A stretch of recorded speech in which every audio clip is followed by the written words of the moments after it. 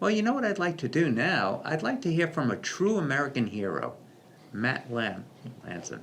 Matt, if you could talk a little bit about coming out of the service to where you are today, what you've experienced were the needs that maybe Steve and Kelly touched upon, okay, but also what you've seen through your own research that you told me about a couple of days ago.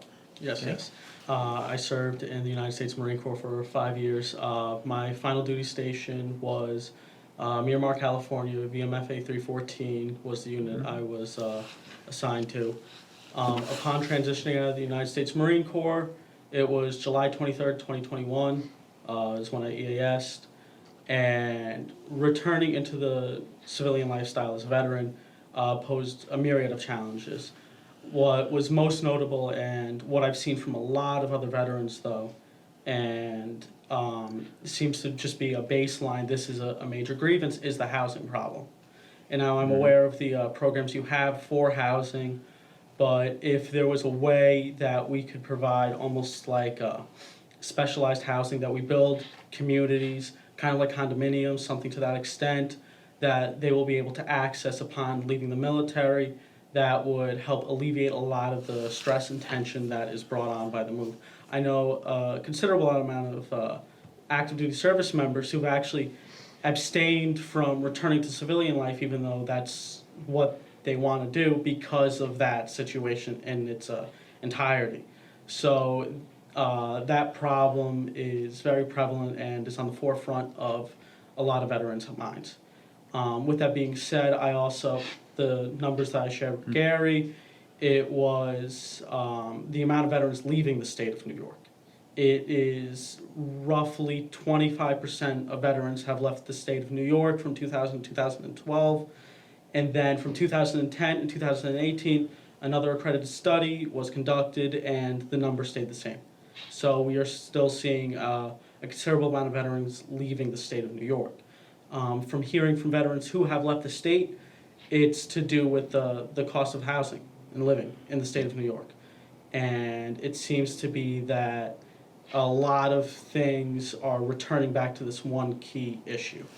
And if there was a way that we could alleviate it, like I said, with developing condominiums or affordable housing, we've seen it in other states that have pondered these ideas, and they seem to be effective, they seem to be working, and they're getting a lot of traction across the country. If we could do it here, then it will give a lot of veterans who are returning from active duty into New York State a reason to come back. And that may be, for a lot of veterans, their main reason for saying, you know what, it is a good idea to return to New York. Mm-hmm. And I think that not only for their service, for them serving in the military, is a reason we should be excited to have as many veterans in Suffolk County as we have, and we should be cultivating more, but for what they provide from a logistical level. You touched on, when you were speaking, how veterans have been main pillars in the community.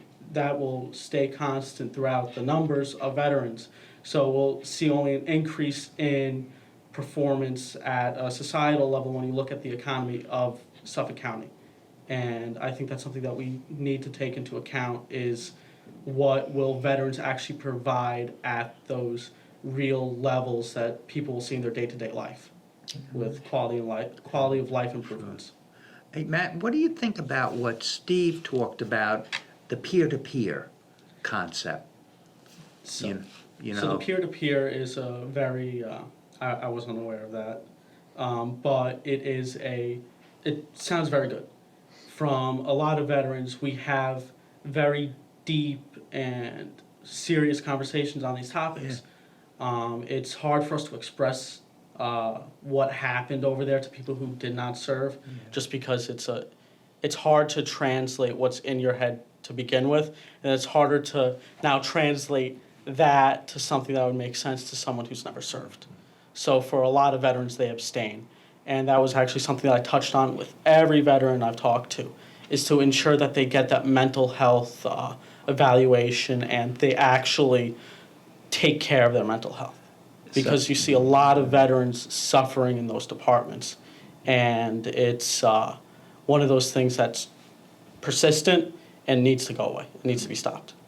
So Matt, then the value what Helping Hearts at home brings to the table with speaking, keeping the veterans companion, talking to them, socializing with them, really holds true with what you're talking about. Oh, yes. You see a lot of veterans, they Yeah. become extremely reclusive Yeah. when they depart the military. You will have those few that are still very sociable, but for a majority of them, they're reclusive and then they stay in their ways till they're older. Helping Hearts at Home will be very important for these type of veterans because it'll get them back out. It will help them break that cycle of keeping to themselves, and that will also help with their mental health. Well, that's great.